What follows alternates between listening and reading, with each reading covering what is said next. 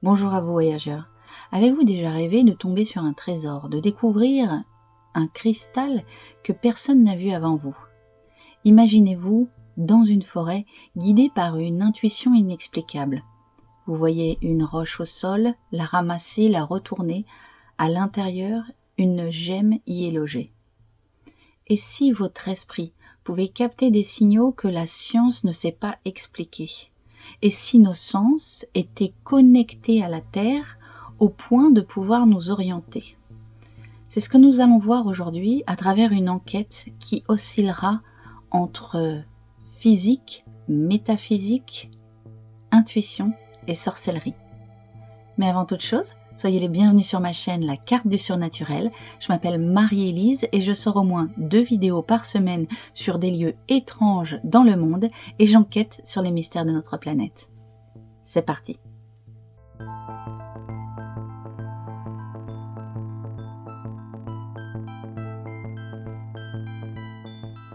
Si vous êtes, comme moi, passionné de cristaux, vous êtes certainement à la recherche de la perle rare qui deviendra le point d'orgue de votre collection. Mais avez-vous déjà songé à les trouver vous-même, dans la nature? Alors la France n'est pas connue pour ses gisements de cristaux, au contraire du Mexique par exemple, où la Cueva de los Cristales contient des énormes cristaux de sélénite de plus de 12 mètres de haut. La sélénite, c'est comme ça. Ou encore l'Australie, où il y a la merveilleuse opale de feu dont j'ai déjà parlé ici. Et pourtant, en France, nous avons de très jolis spécimens à trouver. Savez-vous, par exemple, qu'il existe une plage dont le sable est rouge, car en fait, il est constitué de grenat? Et puis, nous avons aussi en Auvergne les fameuses améthystes encapuchonnées, qui sont des améthystes donc violettes, dont la base est blanche et qui faisaient le bonheur des Espagnols qui sont venus pendant très longtemps les chercher en France.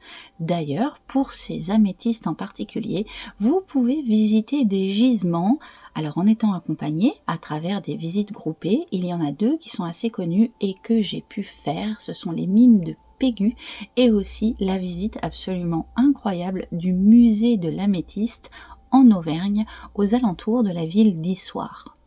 Nous avons aussi des saphirs jalousement gardés dans certains ruisseaux, des rubis, de la turquoise. La plupart évidemment de ces filons sont exploités, mais il reste parfois en périphérie quelques endroits où on peut aller voir ces pierres sur place. Et puis en France, nous avons aussi des raretés comme les incroyables calcites de Fontainebleau dont j'ai déjà parlé ici. Ces endroits sont relativement connus, mais on peut quand même se demander comment ont-ils été découverts? Les cristaux en eux-mêmes, bien sûr, existent depuis des milliers d'années, et ce, bien avant que l'être humain ne foule le sol de la Terre. Ils ont été formés par des mouvements de sol, des dépôts de gaz, des pressions, la température. C'est un phénomène en fait assez complexe et qui prend énormément de temps. Et donc la question c'est qui a découvert ces mines et comment? Est-ce le fruit d'intenses recherches géologiques ou finalement un peu du hasard? Eh bien, vous seriez certainement surpris d'apprendre qu'au moins 150 mines en France, des gisements de métal et de cristaux, ont été découverts grâce à des pouvoirs parapsychologiques. Incroyable? Laissez-moi vous raconter l'histoire des époux Beausoleil à l'occasion d'une sortie sauvage que j'ai faite en pleine nature où j'ai pu trouver des morceaux de barytine et de quartz au milieu de la forêt. Il y a des jours où nos pas sont guidés par une intuition étrange. Je suis sûre que cela vous est déjà arrivé. Ce ressenti est difficilement explicable. Les pas sont guidés comme si on était déjà venu sur place, et les paysages semblent familiers. Certains terrains nous appellent à la découverte. Était-ce ce qui motivait les époux Beausoleil? Peut-être. Un peu de cela, et surtout de bonnes connaissances en minéralogie, ainsi qu'une appétence pour l'alchimie, l'astrologie et la radiesthésie. Jean du Châtelet, né en 1578, est un minéralogiste, mais il est aussi baron de Beausoleil. En 1600, alors que le baron n'a que 22 ans, Pierre de Barniguen, contrôleur des mines en France, le fait venir depuis sa Belgique natale. Pierre de Barniguen, en fait, c'était le premier valet de chambre du roi Henri IV, et c'était aussi son plus proche confident. Il était en charge de l'exploitation des mines en France. Et le baron, malgré son jeune âge, fut ainsi embauché en tant que minéralogiste, alchimiste et ingénieur. Alors qu'il arrive en France, il rencontre Martine de Berthereau, qui, elle, est plutôt penchée du côté des sciences que l'on qualifie aujourd'hui d'occulte. Ils tomberont follement amoureux. Et surtout, ils formeront un couple iconique sur les traces des cristaux de France. Alors comme vous pouvez vous en douter, chercher des cristaux, ce n'est pas aussi simple que ça en a l'air, et surtout cela demande un grand sens de l'observation. Il faut repérer des lieux que personnellement j'identifie à leur nom, parce qu'il est des noms évocateurs qui semblent inviter à la magie. Le site que je vous présente à l'écran est accompagné d'une magnifique légende, par exemple. On dit que c'est l'anneau d'un dieu qui est tombé sur terre. Et lorsque l'on se penche à regarder attentivement ces reliefs, on voit des affleurements intéressants de toute petite brillance, des géodes miniatures qui attirent l'œil averti. Et puis il va falloir s'intéresser à la couleur du sol, à sa courbure, à chercher les mouvements qui ont poussé les roches et éventuellement identifier des filons dans lesquels pourraient se nicher des poches d'air dans lesquelles peuvent se constituer des cristaux. Mariés en 1610, les époux Beausoleil associent leurs connaissances. Martine, devenue désormais baronne, se prend de passion pour les recherches de Jean, et ils se mettent à prospecter en France, en Allemagne, en Italie et en Suède. Ils cherchent des gisements de minéraux qui peuvent autant être des gemmes que du charbon, du marbre ou des métaux. Elle est née dans une famille noble qui apparemment s'occupait depuis longtemps de la terre et de ce qu'ils appellent la science des mines, une science qui serait selon elle, comme on peut le lire dans ses mémoires, quelque chose d'héréditaire. Martine dénote dans cet environnement largement féminin et très technique. Elle en parlera de nombreuses fois d'ailleurs. Elle n'a pas peur de descendre dans des cavités, d'aller à la recherche de ces minéraux qui la passionnent tant. Elle est considérée, au même titre que son époux, comme un ingénieur. Et surtout, elle apporte à ses recherches des outils qui défient notre idée de ce qu'est la science traditionnelle.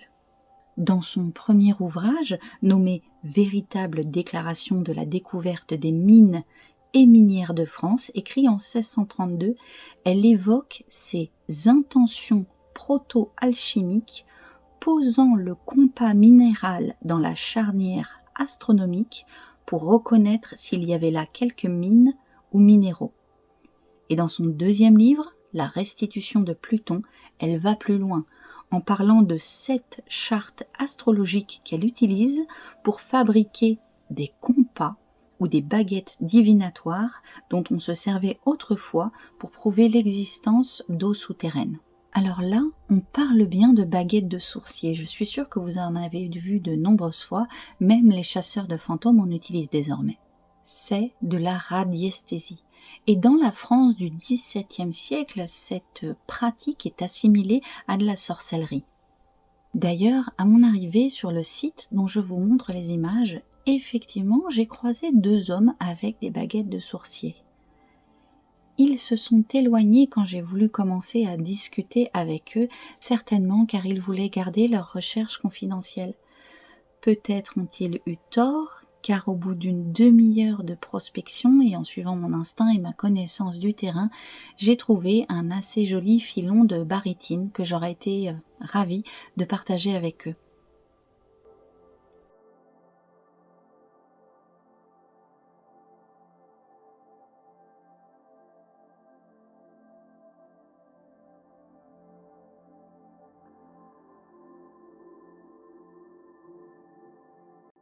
Si vous reconnaissez le site que je montre à l'écran, s'il vous plaît, ne le mentionnez pas dans les commentaires. Nous pouvons en parler sur Patreon si vous le souhaitez. Je ne montrerai pas non plus l'endroit exact où j'ai trouvé le filon. En fait, il est très mal vu dans le monde de la minéralogie de dévoiler les endroits exacts de ces trouvailles, tout simplement parce qu'en fait, cela pousse au pillage des sites. Et je vous assure que je me suis rendue dans de nombreux endroits et qu'il y a certaines personnes qui n'hésitent pas à faire des tranchées énormes ou même à venir à plusieurs avec des chariots pour venir retirer des spécimens. Donc gardons ensemble la confidentialité de telles informations. La radiesthésie est une discipline qui regroupe l'usage de pendules, de baguettes dites de sourcier et qui surtout fait des études approfondies sur une présupposée énergie émise partout sur Terre par les plantes, par les animaux et par les êtres humains. J'ai pour ma part été assez surprise qu'autant de recherches avaient été faites et surtout avec une rigueur réellement scientifique sur le sujet de la radiesthésie. L'art de la radiesthésie ou sensibilité aux rayons existe depuis plus de 7000 ans. Les rois de la Chine ancienne, tels King Yu, qui a vécu 2000 ans avant notre ère, sont représentés avec une baguette de sourcier à la main. Les soviétiques, quant à eux, l'appellent la baguette du sorcier. Et ils étudient la radiesthésie comme une science à part entière. Et les époux Beausoleil, eux, se servent de la radiesthésie pour trouver des mines. Au moment de leurs recherches, en France, l'industrie minière est en stagnation. Elle a connu son apogée au Moyen Âge, durant le règne de Charlemagne. En 1927, les parlements de Toulouse et de Bordeaux reconnaissent officiellement le service que les époux Beausoleil apportent aux mines de Sa Majesté. Cristal des Pyrénées, plomb argentifère à Foix, soufre du comté d'Alais, rubis du Puy, marbre de Bretagne, charbon du Rhône, turquoise du Quercy, entre autres. Le bilan de leur prospection est impressionnant. Si, avec un œil novice, vous pensez que finalement, avec quelques connaissances, il n'est pas si dur de trouver des cristaux, regardez les images que je vous mets à l'écran.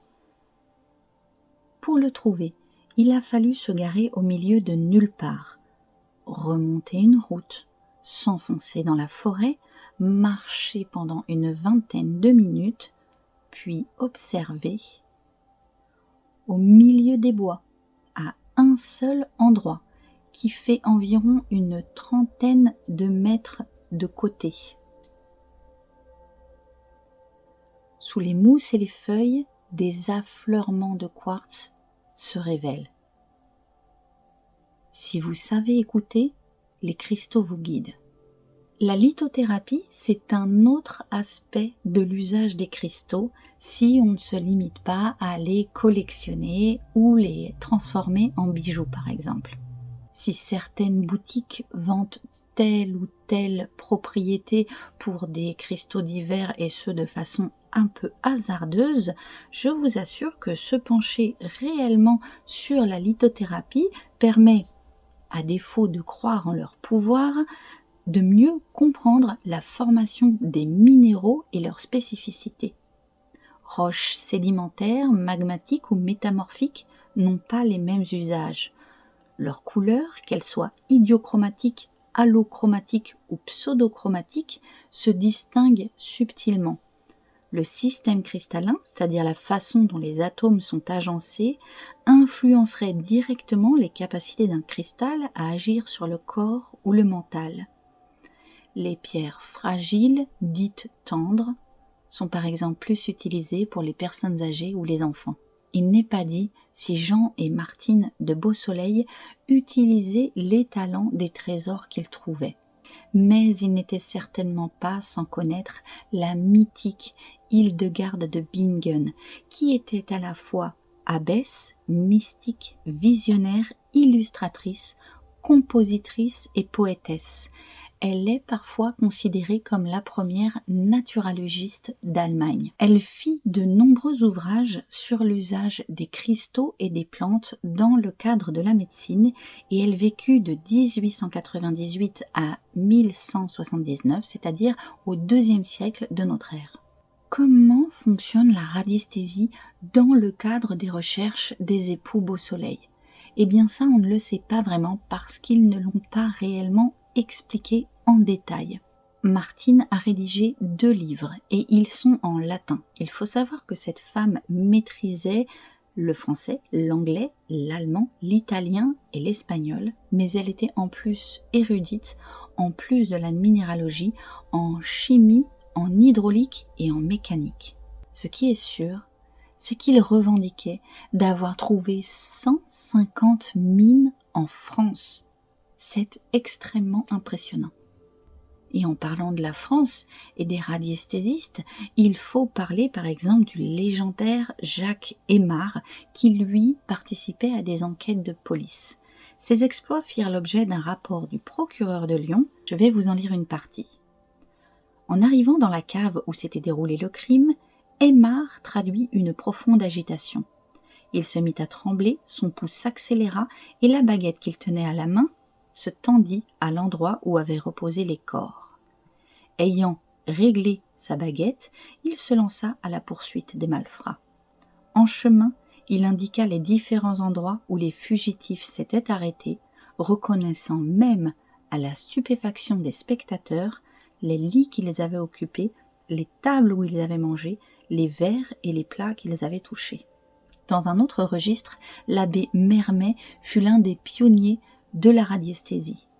On lui attribue la découverte de plusieurs sites archéologiques entreprises sur la commande du pape. Il aurait également retrouvé la trace des derniers survivants d'une expédition au pôle Nord.